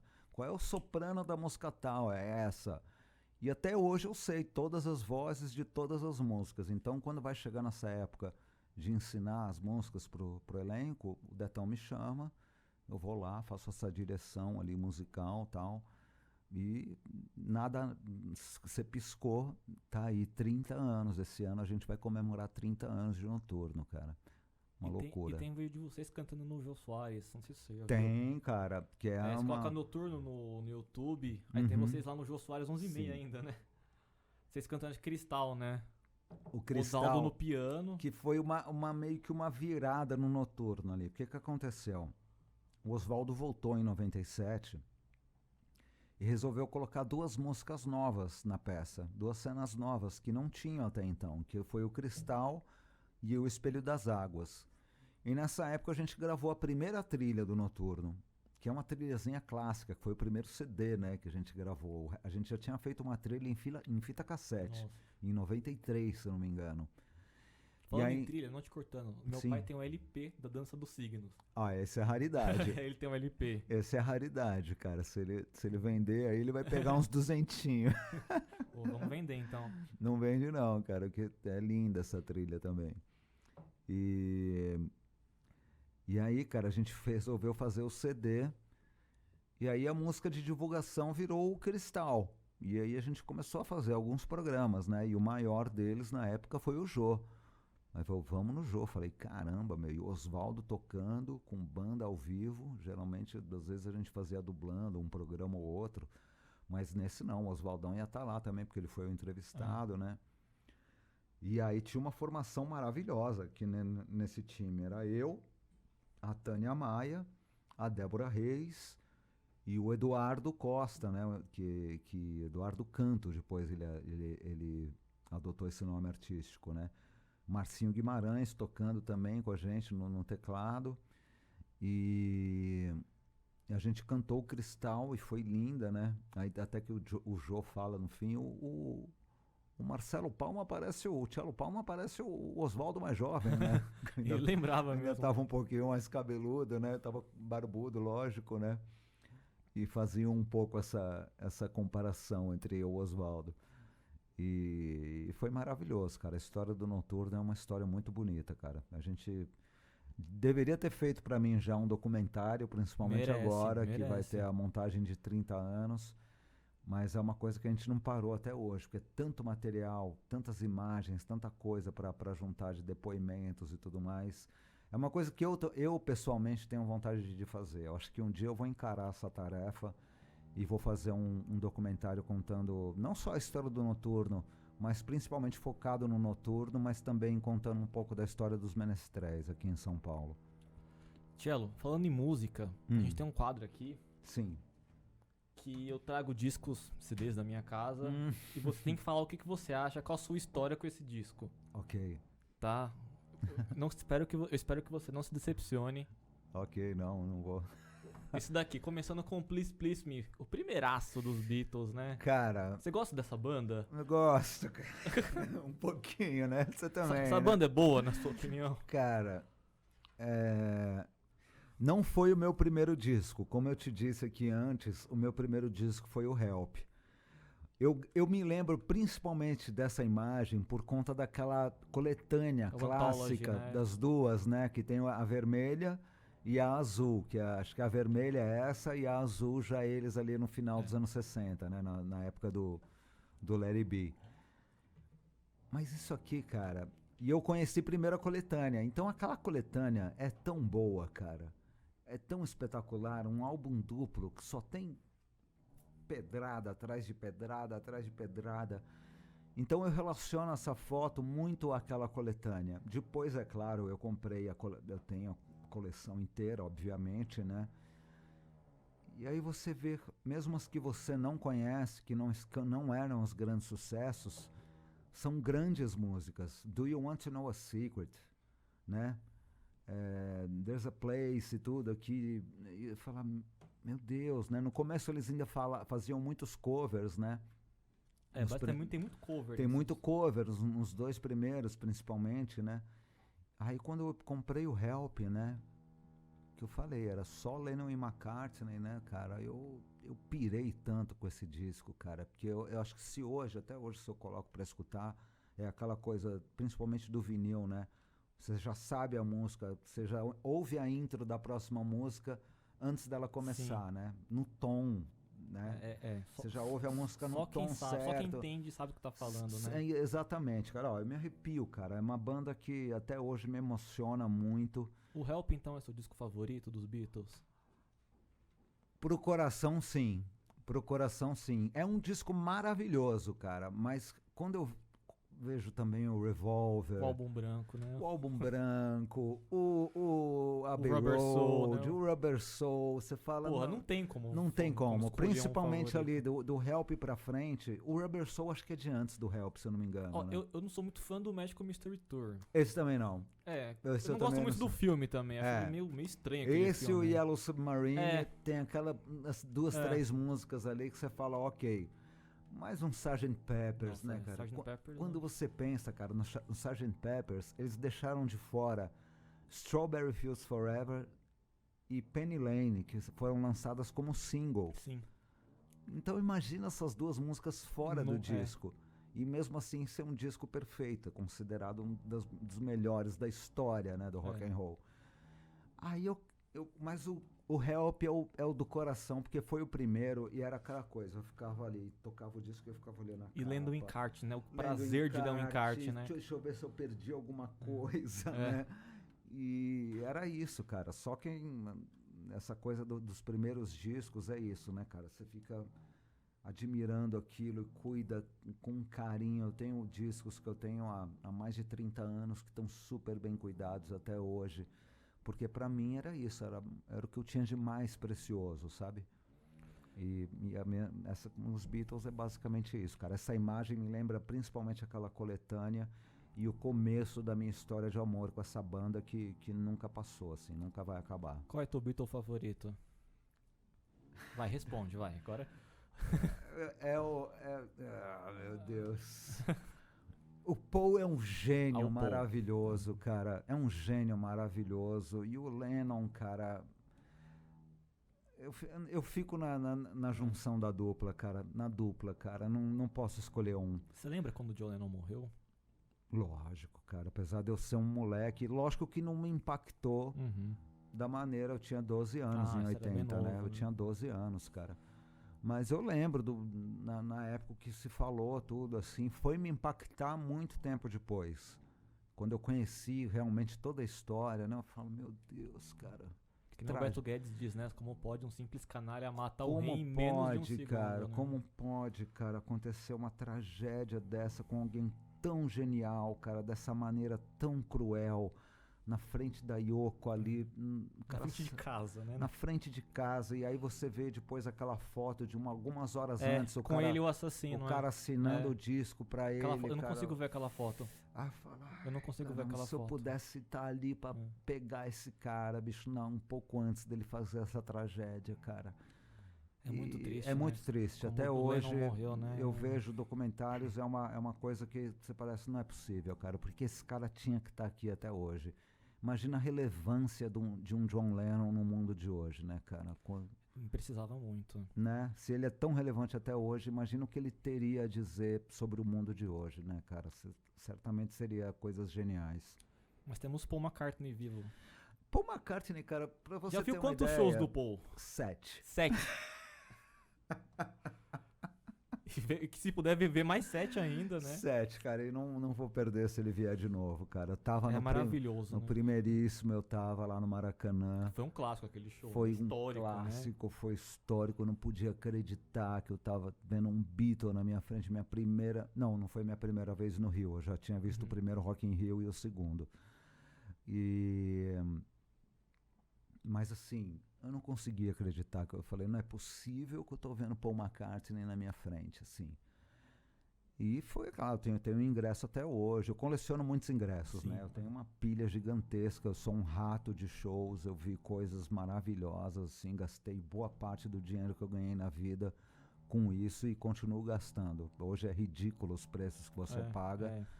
Você pagar, sei lá, no Lollapalooza, você vai... Lollapalooza é R$500, é surreal. Acho que cara. até mais, uma inteira tá até mais cara, porque eles precisam já faturar na meia entrada, que eles ganham muito na meia entrada, né? Então eles já precisam botar inteira num preço ali de R$700, sei lá, pra você conseguir assistir um show. É dificílimo hoje em dia, cara. E você gosta dos Wings, que é a banda que o Paul montou depois? Gosto, mas não, assim... O Band of the Run é um puta disco, pra né? mim, assim... isso sim. É assim, o primeiro, assim, os 2 primeiros, o Wildlife, tem coisas muito boas também.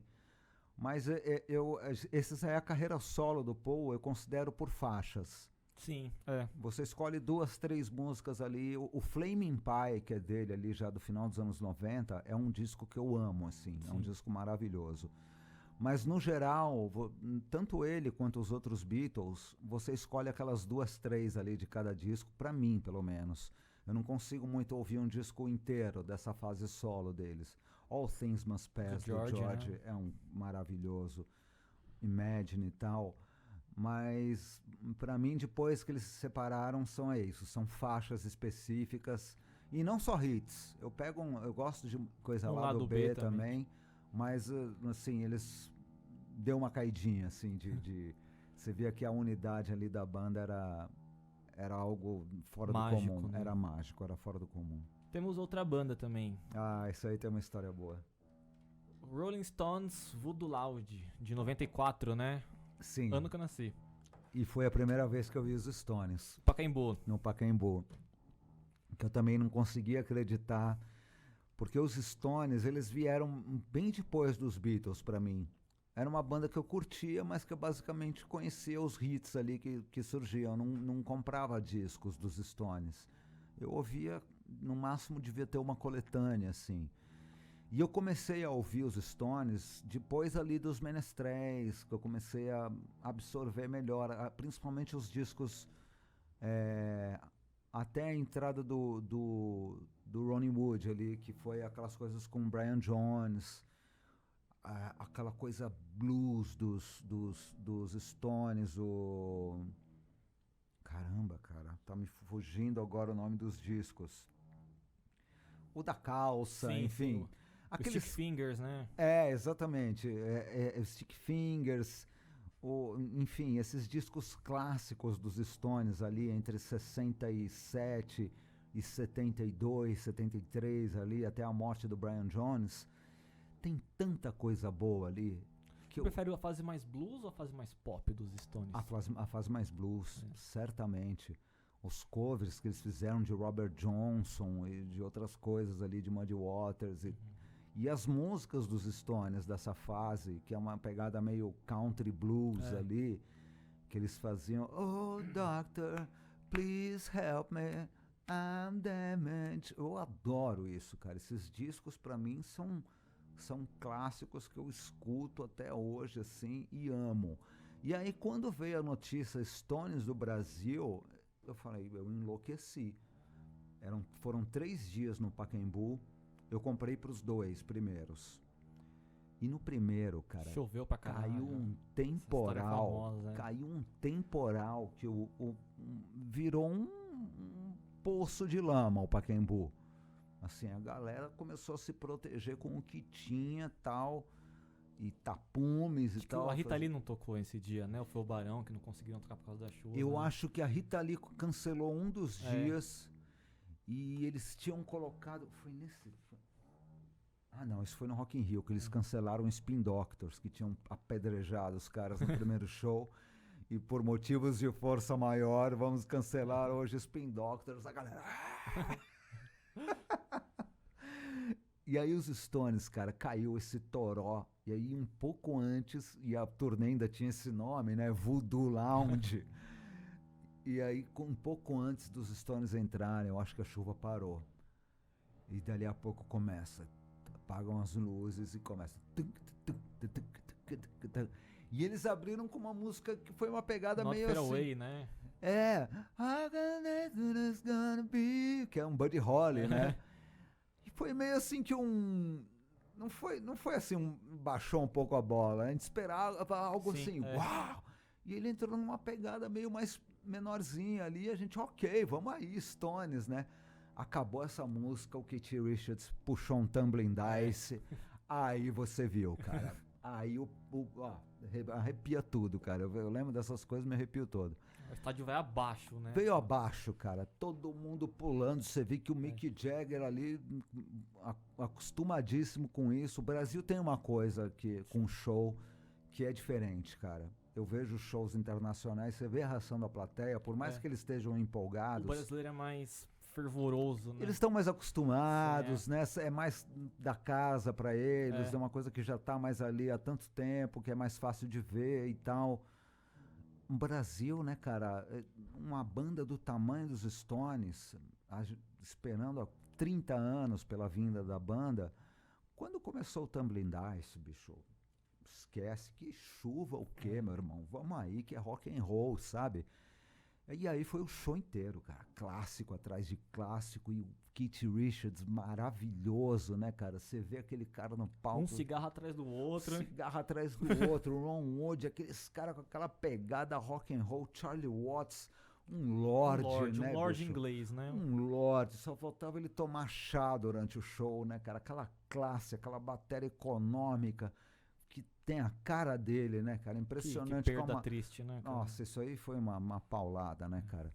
Mas ele era uma classe, e aquela pegada que ele tinha na bateria que ninguém tem, né, cara? Ninguém toca bateria igual o Charlie. Como é que pode, né, um batera de jazz encaixar tão bem numa banda de rock and roll e de blues, né, cara? E era sensacional, né, cara? Você via que por mais tretas que eles tiveram na vida, você via que eram irmãos, sabe, Sim, cara? Na hora de apresentar a banda, e aí vem Keith Richards. Na verdade, ele apresentou, acho que Ron Wood primeiro, e aí ele veio e apresentou o Charlie Watts. Todo mundo aplaudiu por muito tempo, né? Muito, cara. Assim, o Charlie Watts levantava com aquele jeito dele, tímido, sentava e levantava de novo, e a banda não parava, porque todo mundo adorava tanto o Charlie Watts, justamente por ele ser aquilo, aquele cara meio ranzinza, né? Um lorde que não combinava em nada com os outros. E aí a plateia, cara, a gente tava tão feliz em ver os Stones que a gente não parava, bicho. E o Fred Mercury, né? E o Mick Jagger olhava pra ele e ria, e olhava pros caras e ria. E ficava assim, e ele adorou aquilo, né? Dali a pouco, Keith Richards, e a galera enlouqueceu também, mas ninguém foi mais aplaudido que o Charlie Watts. No dia seguinte, ele deixou o Charlie Watts por último. E foi a mesma eu acho coisa, que foi né? isso, cara. Acho que ele já sabia, eu não me lembro exatamente se foi isso, cara. Mas ele já sabia que ia acontecer isso, não deu outra. A galera foi na onda, todo mundo acho que estava indo de novo também, acho que todo mundo comprou para os 3 dias. E aí foi outro show maravilhoso, eles mudaram um pouquinho o repertório, né? Que nem o Paul faz de um show pro outro, assim, troca ali umas 4 músicas. E foi outro show maravilhoso. Chegou no 3º dia, eu morava com o Candé Brandão nessa época, né? A gente dividia o flat que tinha sido a casa do Oswaldo. Quando o Oswaldo voltou pro Rio em 94, a gente resolveu pegar pra gente. Eu não acreditava que eu morava num flat com piscina, sauna, né, lavanderia. Eu falava, não acreditava. E dava para pagar na época, né? A gente dividia, eu pagava um pouco menos porque o Candé ficava na suíte. Então eu falava, pô, eu moro num flat, né, cara? Você liga pra pessoa, pede para acordar na hora que você quiser, né? E aí chegou no 3º dia, cara, e o flat era ali perto da Consolação, né? A gente estava, assim, razoavelmente perto do Pacaembu. Bem perto, na verdade. De táxi dava 10 minutos. Começou a chegar a hora do show, cara. A gente, caramba, cara, foi um puta show, cara. Como é que a gente vai fazer, né? Olhamos um pro outro. Vamos, cara, comprar de cambista? Eu falei, vamos, lógico. A gente saiu correndo, né, cara? Porque já tava quase na hora. Porque eu falei, eu já vi 2, eu não vou conseguir perder o 3º, né, cara? Dane-se que eu vou pagar mais, né? E a gente entrou, então os cambistas já estavam naquela pegada meio de ir embora. Acho que já tinha começado o show. Tava, acho que já na primeira, segunda música.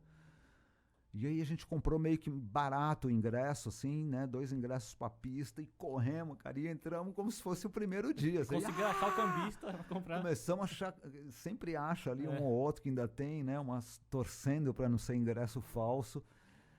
Demos uma grana, sei lá, acho que foi na época, acho que foi o dobro do preço de, vamos aí, né? Vale a pena, vale a pena, né, cara? E entramos, cara, e eles já estavam no palco, então a gente entrou comemorando muito, como se fosse a primeira vez, né? Eu vi os Stones em 2016 no Morumbi. Eu tava lá. Foi um também puta show foi também, lindo né? também, cara. Foi da América Latina, né? Foi Olé. lindo. Olé, Tour. Aquele show foi muito bom. Foi muito foda. Foi. Não, os Stones, cara. É impressionante ver que eles estão na ativa mesmo depois da morte do Charlie Watts, Eu né? costumava falar que eles estavam no piloto automático, mas eu parei... Sim. Então um pouquinho, né? Eu acho, cara, Eu acho que é um pouco isso, mas eu comecei a Mas também tem chegar... um tesão de fazer rock and roll ainda. Eu achei que chegou num momento que eu penso assim, se o cara parar, ele morre. É, Porque, cara, dinheiro eles não precisam há décadas, né? Estão milionários há muito tempo. Precisar tocar, encarar uma turnê mundial, cara, com 70 e tantos tem que ter muito anos. culhão, né? Tem que ter um gás, meu irmão. Então eu acho que é um pouco disso. É gostar Sim. e aquela coisa, se eu parar, cara, eu vou definhar, É. sabe? Né? Tem essa história aí que que mundo a gente vai deixar pro Kate Richards, né? Ele e o Ozzy, né? E a rainha também. E a rainha. Então, assim, Alguma faixa desse disco? cara, sim, algumas. As 3 primeiras, né, cara? É Love Strong, You Got Me You Rock Got e Me Spark Rock, Will Fly. e eu tocava nos bares, na época eu tocava The Worst, que eu sempre gostei das baladas, e o Out of Tears. Então esse disco tem uma história legal, porque eu escutei muito na época, assim, foi a Ele época é um disco muito bom. foi a né? época que eu comecei a comprar de verdade Stones, né? Foi nessa primeira metade dos anos 90. Então esse disco era lançamento e era um disco que foi, na época, recebeu ótimas críticas, né? Não era os Stones em baixa, Sim. pelo contrário, era tipo, os Stones estão de volta, né? Love Strong é maravilhoso. Tem O clipe é muito bom, O clipe é maravilhoso. Essas 3 primeiras são maravilhosas, mas aí entra o Kate Richards. Well, I'm sad, I'm the first, I'm the worst, né? E eu falei, cara, esse Kate Richards é maravilhoso. Então eu tocava essas 2 nos bares, cara, porque nessa época eu tava numa pegada de fazer toda noite eu tocava em bar, né? Toda noite eu tava na Vila Madalena. A noite é uma escola, né, cello? Total, cara. Eu tocava em 3 botecos, que era um do lado do outro. Em troca de cerveja, né? Na Fradique Coutinho, era quase na esquina com a Rua dos Pinheiros, nenhum dos 3 existe mais, prédios pra variar. Era o bar do Freitas, o Cartoon, que era o meu bar do coração, e o Marru. Cada dia da semana eu tava em um deles. Então eu tava ali na rua basicamente todo dia. A troco de cerveja. A troco de cerveja, um cachezinho que era até honesto na época. Esse aí, né, cara? Terceiro disco. Oswaldão. Oswaldão, cara. Acho que é o segundo dele esse daqui, né? Cara, esse disco é quase na uma verdade, coletânea, esse disco. É uma coletânea, na verdade. Coletânea? Não, ele já tinha lançado o primeiro, Como já tinha Poeta lançado Vadio, o Aldeia dos Ventos, já tinha saído alguns, assim, Dança dos Signos. E aí, o primeiro disco que eu tive do Oswaldo foi esse aqui. Foi esse? Foi esse. Eu acho até que eu tive esse disco antes de ir ao show, por isso que eu acho que eu já conhecia um pouco. E essa coletânea é perfeita, né, cara? Muito... tem bandolim, só isso, né? Tem bandolins, aquela coisa toda que pra mim é música dele. Na verdade, essa música é do Mongol. O Saudoso Mongol também. Saudoso Mongol. Conheceu o cara. Mongol? Conheci, cara. Não tive uma grande amizade assim, porque ele tava sempre no Rio, né? Mas as poucas vezes que eu tive lá, nessa época, eu conheci ele. Acho que ele esteve em São Paulo uma vez também. Era uma figura querida, simpaticíssima. O Oswaldo ficou muito mal, assim, na morte dele.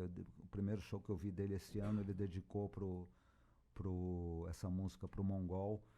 Que o Oswaldo tem uma coisa que ele fazia o bandolins, o Mongol aparecia com aquela coisa toda, que é a música que ele fala que ele tem dor por não ter feito, assim. Falou, pô, meu, essa música eu não fiz, que era um danado, né, o Mongol pra compor, né. E eu amo aquela coisa toda, eu amo bandolins, intuição é maravilhosa. É perfeito, cara. Agonia me lembra muito essa fase da infância que eu torci por ele no festival. Quebra-cabeça sem luz é muito boa. Quebra-cabeça sem luz, incompatibilidade que tinha. Incompatibilidade Era um desafio eu conseguir cantar essa música. Isso aqui é um baita disco, cara. É um disco maravilhoso e marcou essa época em que eu saí pra vida pra ser realmente um artista, sabe? Oswaldo é um cara importantíssimo na minha vida. Você já foi no apartamento colorido lá? Muitas e muitas vezes. Já dormi lá, já fiquei hospedado lá várias vezes, cara. Eu ia muito ao Rio na época, na década de 90. E fiquei lá várias vezes. Aquele AP é muito louco, né, cara? O Oswaldo é muito louco porque ele poderia ter uma vida bem melhor, se ele quisesse. Ele é muito tímido, muito recluso, né? Nesse AP que é um AP pequeno, dentro de um flat. Ele adora porque ele tem um baita num visual da Praia do Leblon ali da janela. E ele começou essa coisa de pintar. Ele fala que até hoje ele pinta alguma coisa ali em alguma parte daquele AP, que é muito louco, bicho. É muito multicolorido, assim, sabe? E, e a galera acha essa coisa, aí a galera acha que o cara é maluco. Não deixa o cara, meu. Deixa o cara ser do jeito que ele é, sabe? E a Madá, já foi dirigido por ela? Já, a Madá é uma querida amiga também. Ela, assim, se diz minha fã até hoje, assim. Ela fala que eu sou o Puta cantor... instrumentista ela, né? Muito, e ela fala que eu sou o cantor favorito dela, que me deixa muitíssimo lisonjeado, porque... Uma honra, né? Pô, ela, imagina, cara, ela... Se teve uma coisa que ela conheceu na vida, são grandes cantores, né? O Oswaldo sempre trabalhou com grandes vozes, assim. E a Madá acho que gosta muito de mim também, então ela tem essa mania de falar que eu sou o cantor favorito dela, assim. Então, é uma pessoa que eu gosto muito e é, assim, a alma gêmea do Oswaldo, né? O Oswaldo acho que precisa falar com a Madá todos os dias. Eles têm uma assim. ligação muito forte. É a primeira pessoa para quem ele pede opiniões, assim, quando ele faz alguma coisa nova, ele está montando alguma coisa, um musical ou uma composição, para pedir conselhos e tudo. Ele está em São Paulo, vira e mexe, chega uma mensagem da Madá, ou ele liga para a Madá para falar alguma coisa. Eles são, assim, extremamente ligados. É um e carne mesmo. É Mick Jagger e Keith Richards, só que eles são realmente ligados, né? Não é só o business. Eles realmente têm uma ligação muito forte. A gente falou de bandolins, que quem canta com o Oswaldo na gravação é o Zé Alexandre. Que ganhou o The Voice, né? Ganhou o The Voice. E é um menestrel também, né? Cara, quando eu vi ele fazer o teste, eu falei, ganhou. Não tem pra... Não só porque eu tava torcendo, eu já sei o potencial da voz do Zé, porque eu conheço ele, a gente também é amigo. Ele tá morando em São Paulo também há alguns anos já.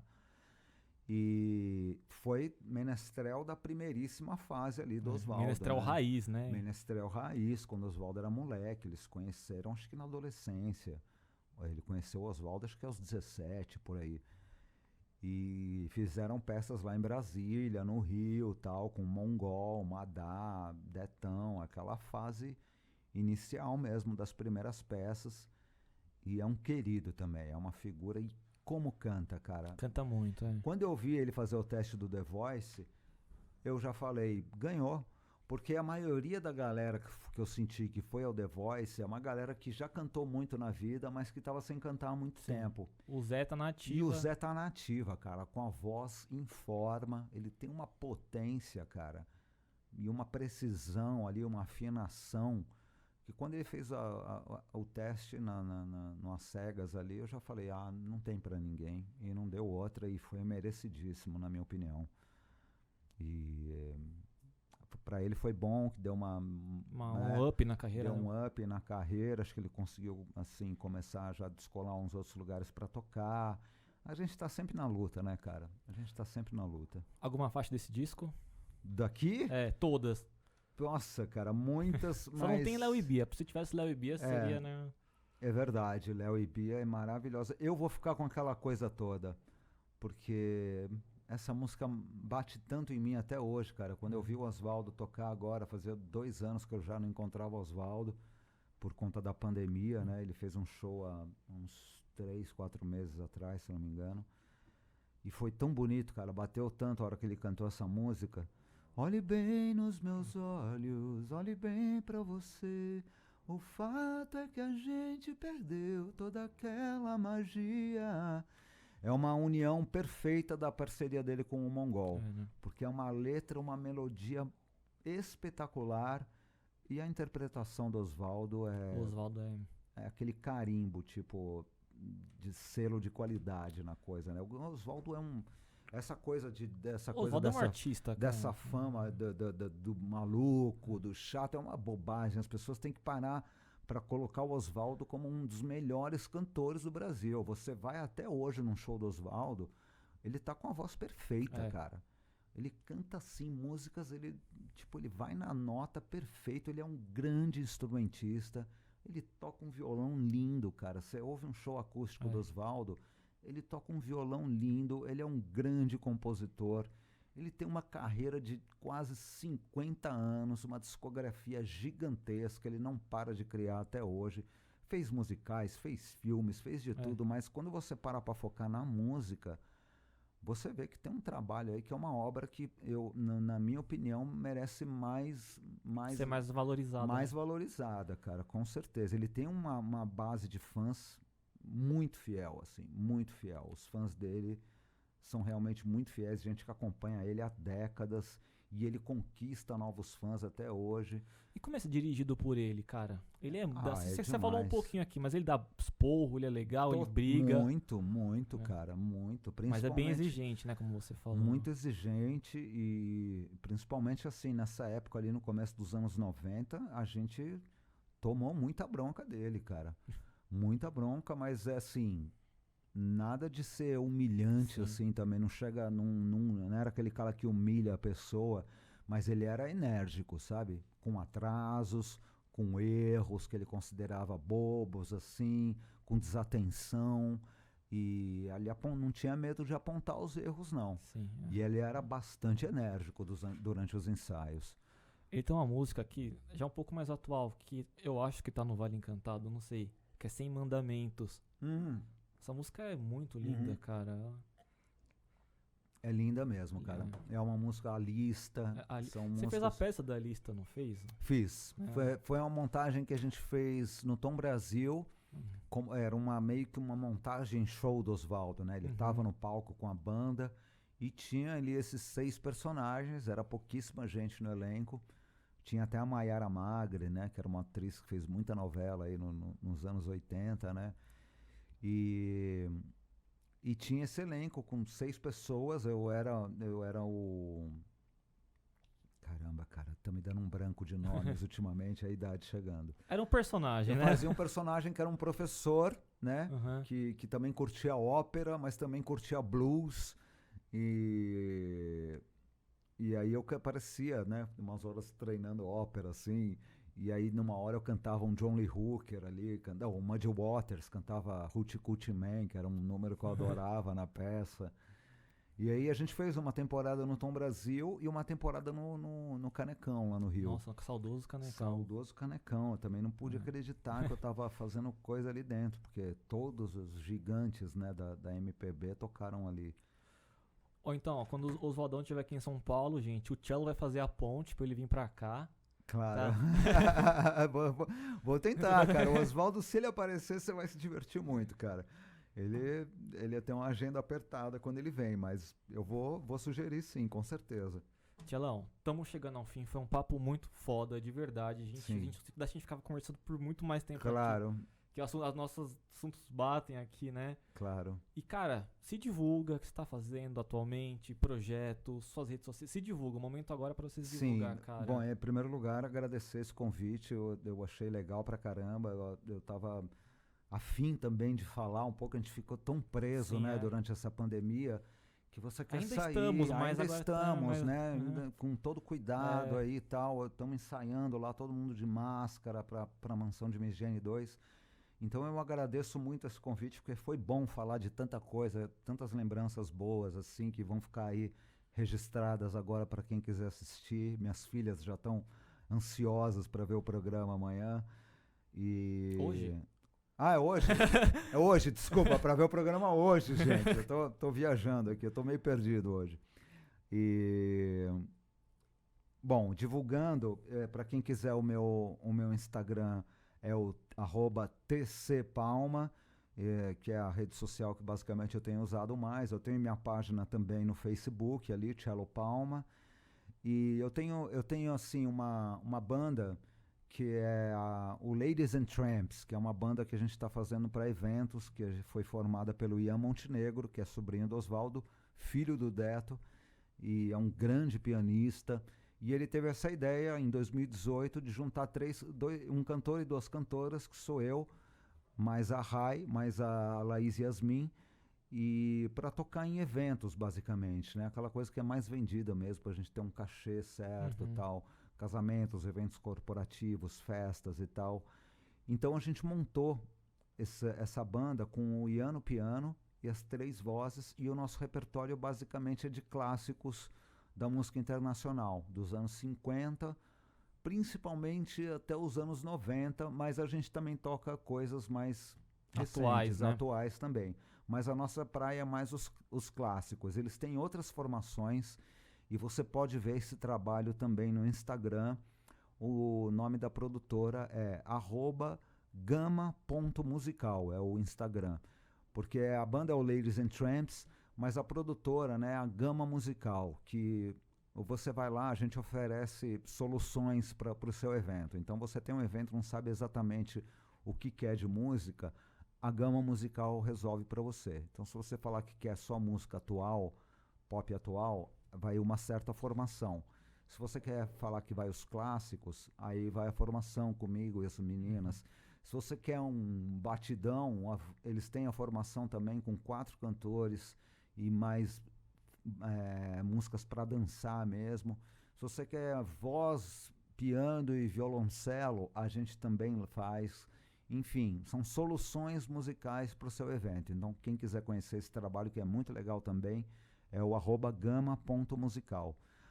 No teatro, com os Menestréis, a gente finalmente vai estrear a continuação da Mansão de Miss Jane, que é a montagem original, é de 2006.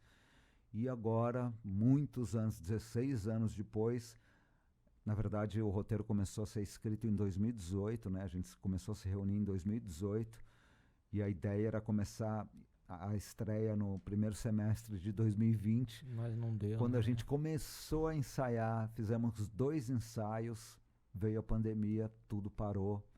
Aí nós adiamos já várias vezes a nossa estreia, né, por conta disso.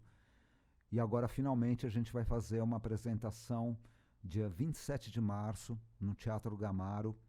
E depois a gente faz uma pequena temporada em maio, ainda sem data definida, em outro teatro, lá no TCP, na verdade.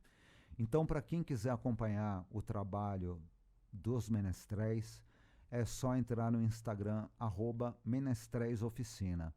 Ali a gente está divulgando as peças, os cursos, tudo que acontece com a Oficina dos Menestréis, a gente divulga por ali. E, é claro, no meu perfil também eu estou divulgando todo o passo a passo da peça, divulgando essa semana, inclusive, a gente começa a vender os ingressos e a gente espera ver uma casa lotada lá dia 27 de março, porque tem muita gente. Eu estarei lá, cara. Ansiosíssima, você está convidado, ansiosíssima para ver a continuação desse musical, que, modéstia à parte, está bastante bonita e divertidíssima, assim. Vai ser uma continuação muito bonita para essa história.